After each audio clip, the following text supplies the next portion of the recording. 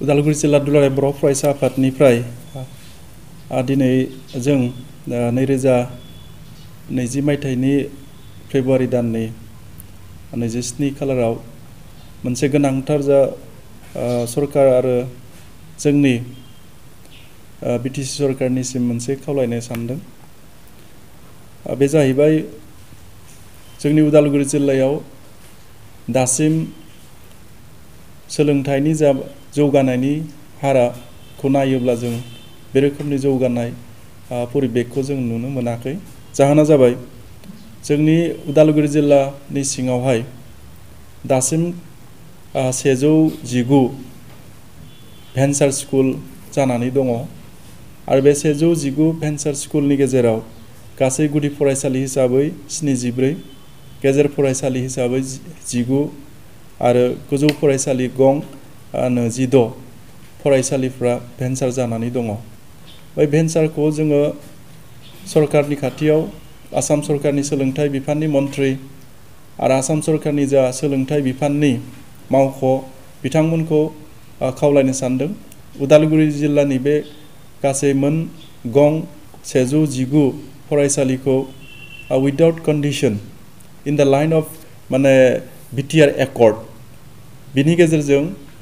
Provincialise खालामना होनांगौ होननानै जोङो गोख्रोङै उदालगुरि जिल्ला दुलाराय बर' फरायसा आफादनिफ्राय आपिल खालामबाय। आरो बिनि गेजेराव उदालगुरि जिल्लानि सिङावहाय गासै गं 370 गुदि फरायसालि दङ। बिनिनो गेजेराव 71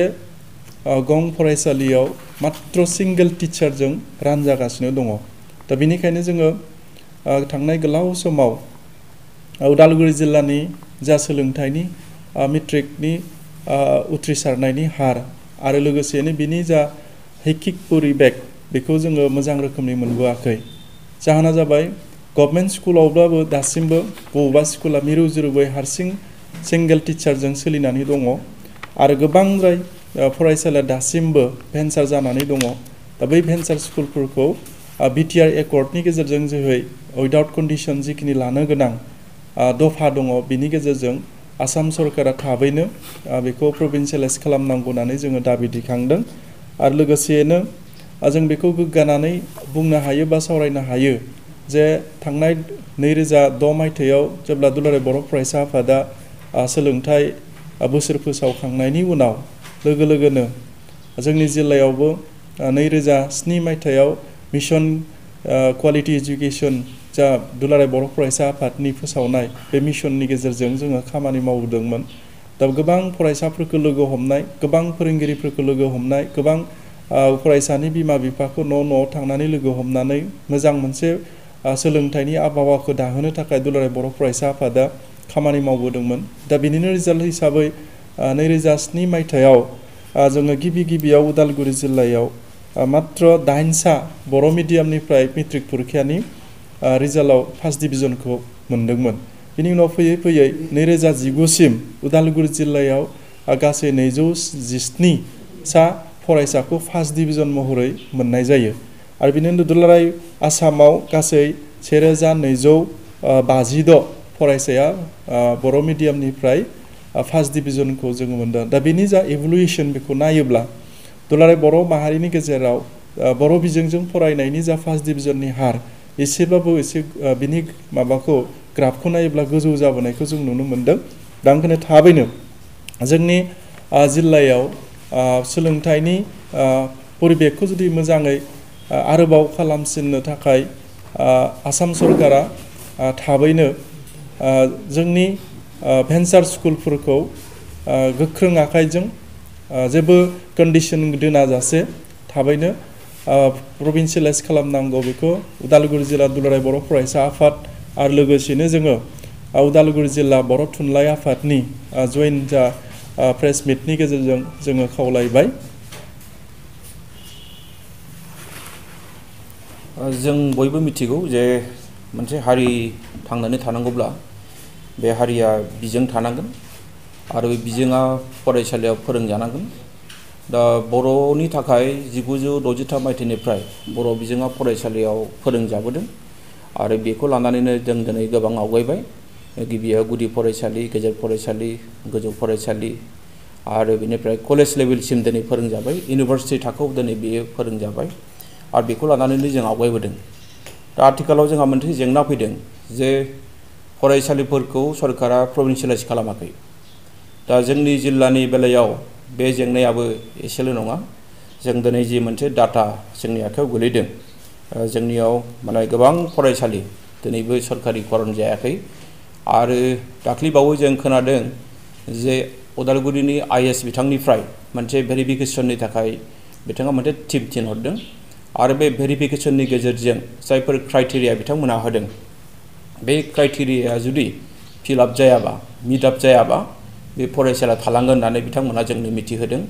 नाथाय जोंनिया मोनसे दाबिया बेनो जे खुनु मोनसे क्राइटेरियाखौ बर' बिजोंनि बेलायाव बाहायैखौ जों लुबैदों मानो होननानै बुङोब्ला जे बेफोर क्राइटेरिया थायोब्ला बर' बिजोंनि फरायसालिया थांनाय नङा बिथांमोनहा माखासे क्राइटेरिया होदों जेरै बिल्डिंनि बाथ्रा बुंदों फोरोंगिरिनि बाथ्रा बुंदों फरायसानि बाथ्रा बुंदों हानि बाथ्रा बुंदों दा बेवहाय जोङो जेनोखि जालांनाय मोनसे बिटिआर जि मोनसे एकर्डनि स्पिरिट बे एकर्डनि स्पिरिटजों जोङो गासैबो बर' बिजोंनि फरायसालिखौ लांनायखौ जों लुबैदों बे जाबाय जोंनि बड' साहित्य सभानि डिमान्ड बा जोंनि बर' हारिनि मोनसे डिमान्ड बेयो आरो बेजों लोगोसे जों दिनै बुंबावगोन जे उदालगुरि जिल्लायाव थानाय जायफोरनाखि बर' बिजोंजों लोगोसे एसामिस बिजोंनिबो माखासे फरायसालि दङ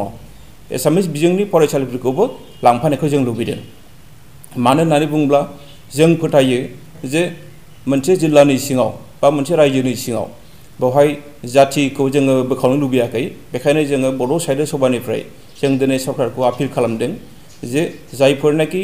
बर'जों लोगोसे एसामिस बिजोंनि फरायसालिफ्रा दिनै उदालगुरि जिल्लायाव दङ बे गासैखौबो सरकारिकरन खालामनांगौ होननानै जोंनि मोनसे बियो स्ट्रंलि मोनसे डिमान्ड बियो आसाम सरकारनिसिम आरो बिनिफ्राय जों मोनबावदों जे दासिमबो जोंनि गेजेराव माखासे ओरैबायदि फरायसालिफोर दङ जायफोर फरायसालियाव दासिमबो बिगियाननि फोरोंगिरि गैया दा बेबायदि बिगियाननि फोरोंगिरि गैयाबा मोनसे स्कुला बोरैहाय थांनानै थागोन बे मोनसे जोंनि मोनसे गिदिर सोंलु बियो मानो होननानै बुङोब्ला जे बिगियाननि फोरोंगिरि गैयाब्ला जों जायखौ बुंदों जे मोनसे आबुं सोलोंथाइ होनाय बे आबुं सोलोंथाइ होनाया मालाबाबो सम्भब जाया जोंनाव माखासे डाटा दङ बे डाटाखौ आं दिनै बेवहाय होनो लुबैयाखै जिखियानो जाया मानो बे जेरावनाखि साइन्सनि फोरोंगिरि गैया बा बिगियाननि फोरोंगिरि गैया बेवहाय थाबैनो फोरोंगिरिखौ थिसननांगौ आरो बेजों लोगोसे जों खोनादों जे बावैनो उदालगुरि जिल्लायाव मोनथाम बिअनि सिङाव जायफोरनाखि फरायसा खम बेखौ मार्च आउट खालामनायनि बाथ्रा जोंनो मिथिहोदों दा बेवहायबो जोंहा एसे आपत्ति दङ जोङो बेखौ सानदों जे बिथांमोना बेखौ खालामनायनि सिगां बर' थुनलाइ आफाद बा बर' साहित्य सभा बर' फरायसा आफादजों सावरायनानै बे खामानियाव आवगायोब्ला जों मोजां मोनगोन आरो बेजों लोगोसे जोंहा मोनसे जोंनिफ्राय डिमान्ड दंबावो जे एसे आगोलाव जों खोनादों जे हायार सेकेन्डारि आपग्रेडेसननि बाथ्रा हायार सेकेन्डारि आपग्रेडेसननि बाथ्रायाव बिडिसि डिरेक्टरनिफ्राय आसाम सरकारनो मात्र गंनैल' हरदों उदालगुरि जिल्लायाव Ambagaon high school खायजामाटि high school जोंहा बावबो आपत्ति दङ बेखायनो जोंनिफ्राय जोङो जोंनि बिटिसिनि डिरेक्टरनि गेजेरजों जों आसाम सरकारनो जोङो गासै गं 18 बर' बिजोंनि फरायसालिखौ हायार सेकेन्डारि आपग्रेडेसननि मोनसे फारिलाइखौ जों गथायदों आरो बे जोंनि गथायनाय फारिलाइनि डिमान्ड मथे बे जानांगौ होननानै जोंनिफ्राय जोङो सरकारखौ खावलायदों जोङो बेखौ गणतान्त्रिक भाबै जोङो सावरायगोन बिथांमोनजों जों सावरायगोन हानायमानि जों सावरायगोन आरो नैबे जि जालांनाय दायो जि मोनसे भेरिफिकेसन बेयावथ' जोंहा स्पष्ट जे जोंनि गासैबो LP school ME school high school बर' बिजोंनि फरायसालिफ्रा सरकारिकरन जाथारनांगौ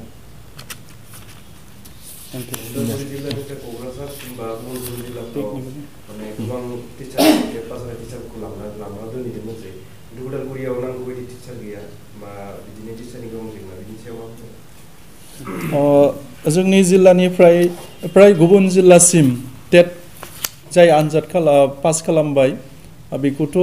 बोनानै लाना थांजोबदों दा बेयाव जोङो उदालगुरि जिल्ला दुलाराय बर' फरायसा आफाद हिसाबै जोबोद दुखु मोननाय फोरमायदों मानो होनब्ला दासिम गं 77 फरायसालिया सिंगेल टिचारजों रान जानानै दङ दा बै टेट जोंनि जिल्लायाव पास जानाय थानाय फोरोंगिरिफोरखौ गुबुन जिल्लायाव लाना थांदों हायोब्ला बेफोरखौ थाबैनो जोंनि जिल्लायावनो लाबोफिननानै बिथांमोनखौ बै सिंगेल टिचाराव एपइन्टमेन्ट होनांगौ बेखौबो जोङो दिनै खावलायनो सानदों मानो होनब्ला टेटआ थेवबो आरोबाव बिटिसिआ स्पेसियेल मोनसे खुंगोन बेखौ गोबाव समनिफ्रायनो आरो खुंबोदों दा बे खुंनानै जाय जिल्लानि फोरोंगिरि बै जिल्लायावनो थाहोनायखौ जोंबो लुबैजादों मानो होनब्ला उदालगुरि जिल्लायाव गोबां दासिमबो सिंगेल टिचार आरो साइन्स टिचार आरो गुबुन गुबुन माने माबानि साबजेक्टनि फोरोंगिरिफ्रा खालि जाना दंजोबो दा बेफोरखौ बै जायफ्रा टेट पास जाबाय बे टेट जानानै पास जानानै थानाय बिथांमोना गुबुनाव कन्ट्रेक्ट हिसाबै मावहैनो गोनां जानानै दङ दा बिथांमोनखौ उदालगुरि जिल्लायाव जिल्ला हिसाबैनो जिल्लायावनो मावफैफिननायखौ होफिननायखौ जों लुबैजादों बेखौ सोलोंथाइ बिफाननि मावख' बिथांमोनखौ जोङो उदालगुरि जिल्ला दुलाराय बर' फरायसा आफादनिफ्राय आपिल खालामबाय दासिमबो जों सम नुनो मोनो जिहेतु एसामिस टिचारखौनो बर' मिडियामनि स्कुलफोराव दैथायहरनाय बिनि सायाव नोंथांमोना मा बुङो बेथ' जोंनि बर' हारिनि थाखाय भेरि आनफर्चुनेट होनना बुंनांगोन जेराव बर' बिजोंखौ बर' बिजोंनि फोरोंगिरिफ्रानो टेट पास जानानै दङ बा जोंनि हारिनि फोरोंगिरिफ्रानो टेट पास जानानै थाखाबाय बिथांमोनखौ गुबुन जायगायाव फाथायहरनानै आरो गुबुन बिजोंनि बा फोरोंगिरिफोरखौ जोंनि बर' बिजोङाव फोरोंहोथाबनाय बियो मोजां जायाखै दा ओंखायनो हानायसिम थाबैनो सरकारखौ जों खावलायदों आरो बिफानारि जा मावख' बिथांमोनखौ जोङो खावलायनो सानदों उदालगुरि जिल्ला दुलाराय बर' फरायसा आफाद आरो उदालगुरि जिल्ला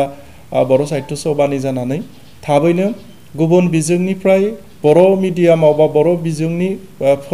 फरायसालियाव बै बिजोंनि फोरोंगिरिफोरखौ जाहाथे एपइन्टमेन्ट होआ आरो बे रोखोमनि खालामबाय थायोबा फिनै जिखिनि गणतान्त्रिक जों जा माने सोमावसारनाय बेफोरखौ जों खालामफिननो गोनां जागोन जों बेखौ दिनै फोरमायनो गोनां जायो